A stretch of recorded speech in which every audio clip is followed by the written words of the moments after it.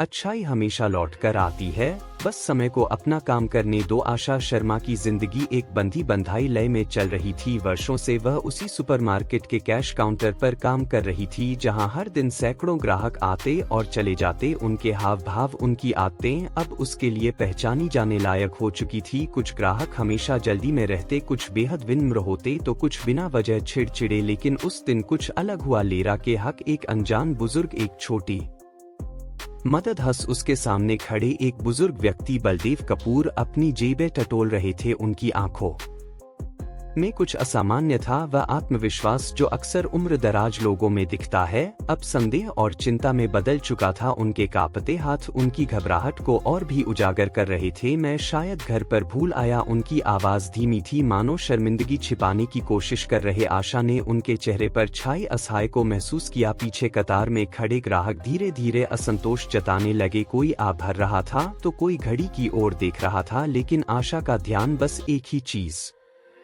पर था, बलदेव कपूर की गरिमा जो एक मामूली चूक से आहत हो रही थी। एक क्षण के लिए उसने सोचा, फिर बिना किसी को बताए अपने पर्स से कुछ पैसे निकाले और चुपचाप उनका बिल चुका दिया। सब ठीक है अंकल, उसने मुस्कुराते हुए कहा, जैसे कुछ हुआ ही ना हो। बलदेव कपूर की आंखों में नमी थी। उन्होंने जेब से एक मुड़ा तुड़ा कागज निकाला, उस पर कुछ लिखा और उसे आशा की तरफ बढ़ा दिया। मेरी बेटी प्रिया, वह तुम्हें पैसे लौटा देगी। बहुत बहुत शुक्रिया। उनके शब्दों में आभार था, पर साथ ही कुछ और भी था, एक गहरी थकान या शायद जिंदगी के अनुभवों की कोई अनकही कहानी। एक छोटी सी दया, बड़ा परिणाम। बलदेव कपूर धीरे धीरे वहां से चले गए, लेकिन आशा कि यह दरियादिली हर किसी की नजर में सहज नहीं थी। पास में खड़े सुपरमार्केट कर्मचारी राकेश वर्मा ने सिर हिलाते हुए कहा, तुम बहुत भोली हो आशा, ऐसे लोग कभी पैसे लौटाने नहीं आते। आशा ने हल्की मुस्कान दी मगर कुछ नहीं कहा। वह जानती थी कुछ चीजें बदले में पाने के लिए नहीं की जाती, परंतु इस छोटे से कदम का नतीजा वह नहीं था जिसकी उसने कना की थी। कुछ ही मिनटों बाद सुपरमार्केट की सख्त और अनुशासन प्रिय मैनेजर मीरा अय्यर ने उसे अपने केबिन में बुलाया। लरेब्रक एक बेरहम फैसला। मीरा की केबिन में घुसते ही आशा को एक ठंडापन महसूस हुआ। वहां सब कुछ व्यवस्थित था मगर बहुत नीरस। मीरा अपनी कुर्सी पर सीधे बैठी थी, आंखों में वही बेरहम व्यावसायिक ठंडक। तुमने कंपनी की नीति तोड़ी है आशा, मीरा ने हाथ बांधते हुए कहा। मैंने सिर्फ एक जरूरतमंद की मदद की, आशा ने संयमित स्वर में जवाब दिया। यह व्यक्तिगत भावना की बात नहीं है, यह नियमों की बात है और नियमों का उल्लंघन बर्दाश्त नहीं किया जा सकता। तुम्हारा कॉन्ट्रैक्ट यही खत्म होता है। कुछ क्षणों तक आशा को यकीन ही नहीं हुआ कि उसने सही सुना। वर्षों की मेहनत, समर्पण, सब एक पल में मिटा दिया गया। लेकिन उसने कोई विरोध नहीं किया। अपनी गरिमा बनाए रखते हुए उसने अपना पहचान पत्र निकाला और टेबल पर रख दिया। मीरा ने कुछ और कहने की जरूरत नहीं समझी। सुपरमार्केट से बाहर निकलते समय आशा ने एक गहरी सांस ली। उसका जीवन एक मोड़ पर आ गया था और अब उसे नहीं पता था कि आगे क्या होगा। कॉल एक नया मोड़। होम घर पहुंचते ही उसने अपने पिता विक्रम शर्मा को सब कुछ बताया। वह हमेशा शांत स्वभाव के थे, लेकिन उनकी आंखों में आज असहज चिंता दिखी। तुमने सही किया बेटी, हर गलती पछतावे लायक नहीं होती। उनके शब्दों में अपनापन था। आशा का छोटा भाई अर्जुन, जो अपने गुस्सैल स्वभाव के लिए जाना जाता था, गहरी नाराजगी से बोला, यह अन्याय है, इसे ऐसे नहीं छोड़ सकते। मैं बदला नहीं चाहती अर्जुन, आशा ने कहा। मैं सिर्फ यह समझना चाहती हूँ कि दुनिया अच्छाई को कमजोरी क्यों मानती है। तभी अचानक टेलीफोन की घंटी बजी। आशा ने फोन उठाया और दूसरी तरफ से एक धीमी मगर दृढ़ आवाज आई, आशा शर्मा, मैं प्रिया कपूर बोल रही हूँ। मेरे पिता ने तुम्हारे बारे में बताया, मैं तुमसे मिलना चाहती हूँ। आवाज में कृतज्ञता तो थी मगर कुछ और भी था, एक रहस्य, एक उलझन जो उसकी जिंदगी को और भी जटिल बना सकती थी। लबरबा कोब सच्चाई सामने आई। आशा को रात भर नींद नहीं आई। प्रिया कपूर की आवाज अब भी उसके कानों में गूंज रही थी। उनके लहजे में कृतज्ञता तो थी, लेकिन उसके पीछे कोई अनकहा बोझ भी था। सुबह होते ही आशा ने सावधानी से अपने कपड़े चुने। वह नहीं जानती थी कि यह मुलाकात उसके लिए क्या लेकर आएगी। कैफे जहां वे मिलने वाली थी ज्यादा बड़ा नहीं था। लकड़ी की पुरानी टेबलें, हल्की सी चाय पत्ती की सुगंध और कुछ गिने चुने ग्राहक। जब आशा वहां पहुंची तो प्रिया पहले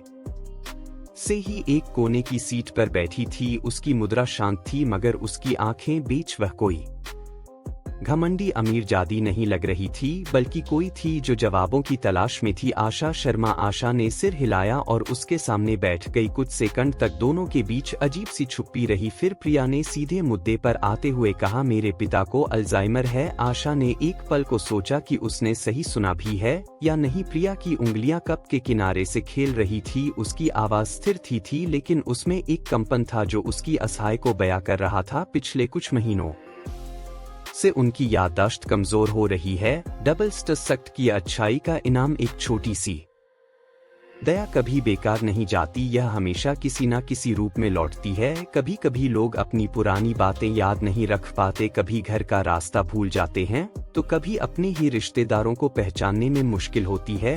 प्रिया ने एक पल के लिए रुककर गहरी सांस ली। आशा ने धीरे से पूछा, लेकिन तुम्हें वह भूल नहीं पाए? प्रिया ने उसकी आंखों में देखा और सिर हिलाया। हाँ, कल जब वह घर लौटे तो बहुत परेशान थे। उन्हें कुछ भी याद नहीं आ रहा था। वे कहाँ गए थे, क्या किया, यहाँ तक कि अपने पते तक का भी ध्यान नहीं था। लेकिन उन्हें सिर्फ एक बात याद थी। क्या? आशा की आंखें चौड़ी हो गई। तुम्हारा चेहरा, प्रिया ने कहा। मियां खोरी, एक छोटी सी मदद, एक गहरी छाप। आशा चौंक गई। मुझे? हाँ, उन्होंने कई बार दोहराया कि एक अनजान लड़की ने उनकी मदद की। उनके पास पैसे नहीं थे लेकिन किसी ने उनकी इज्जत बचा ली। आशा की आंखें कुछ क्षणों के लिए झपकना भूल गई। उसके अंदर एक अजीब सा एहसास पैदा हुआ। वह जानती थी कि उसने कुछ गलत नहीं किया, लेकिन यह जानकर कि एक व्यक्ति जिसे अब अपनी खुद की जिंदगी के हिस्से भूल रहे थे, उसे इतनी शिद्दत से याद रखे हुए था, यह बात कुछ ज्यादा ही बड़ी थी। मैं बहुत दुखी हूँ सुनकर कि आपके पिता इस बीमारी से जूझ रहे हैं,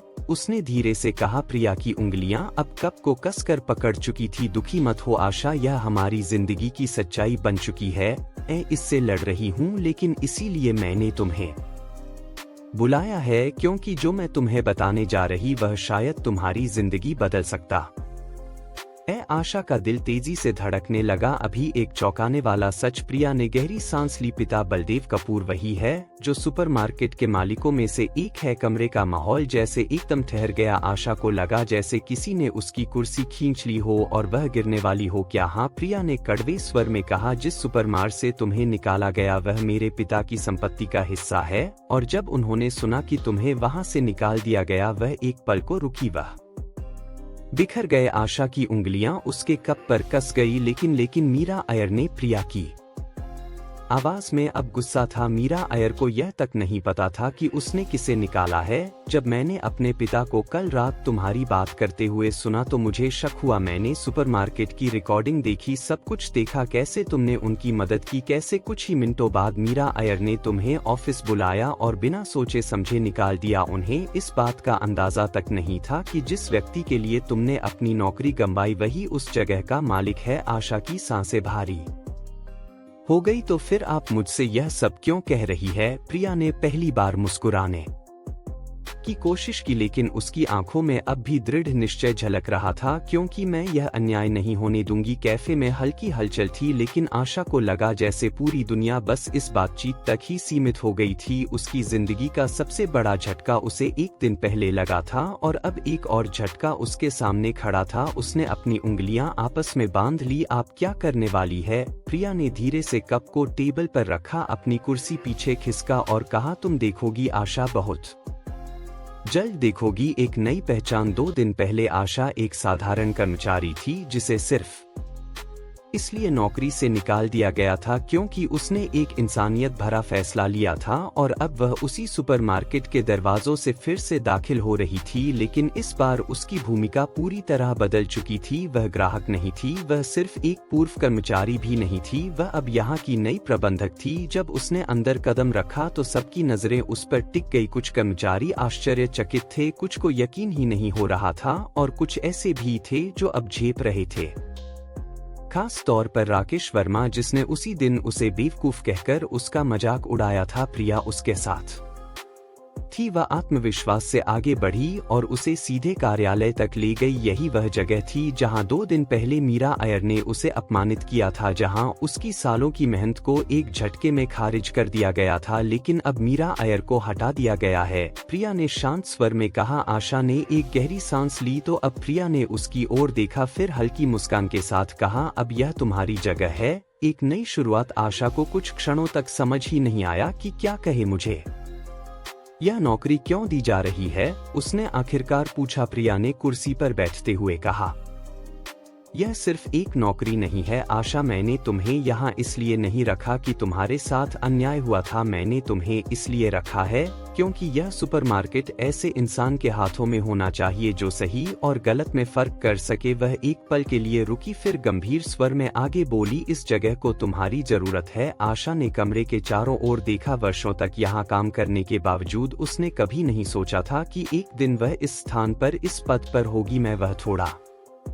हिचकचाई। प्रिया ने सिर हिलाया, नहीं, तुम हमेशा से साधारण नहीं थी, फर्क सिर्फ इतना है कि अब सबने देख लिया है कि तुम क्या हो। आशा ने धीरे से कुर्सी पर हाथ रखा। यह सिर्फ एक पद नहीं था, यह एक दूसरा मौका था अपनी सच्चाई को साबित करने का, सही को बढ़ावा देने का और उन सभी को जवाब देने का जो सोचते थे कि अच्छाई कोई मायने नहीं रखती। अरबाज बराका, अच्छाई हमेशा याद रखी जाती है। राकेश वर्मा जो अब तक दूर खड़ा सब कुछ देख रहा था, आखिरकार उसके पास आया। उसकी आंखों में संकोच था और शायद कुछ पछतावा भी। मुझे लगता है मैंने तुम्हें गलत समझा। यह वही आदमी था जिसने उसे भोला कहकर हंसाया था। आशा ने हल्की मुस्कान के साथ उसकी ओर देखा। शायद राकेश ने सिर झुका लिया, जैसे मान रहा हो कि हाँ, उसने गलती की थी। छोटे फैसले ही दुनिया को बदलते हैं। और फिर उसी रात आशा को एक संदेश मिला, आशा, मैं अब बहुत सी चीजें भूल जाता हूँ लेकिन तुम्हें कभी नहीं भूलूंगा, धन्यवाद। बलदेव कपूर। आशा की आंखें नम हो गई। उसने धीरे से जवाब टाइप किया, मैं भी आपको कभी नहीं भूलूंगी क्योंकि मीब अच्छाई चाहे जितनी छोटी हो हमेशा याद रखी जाती है।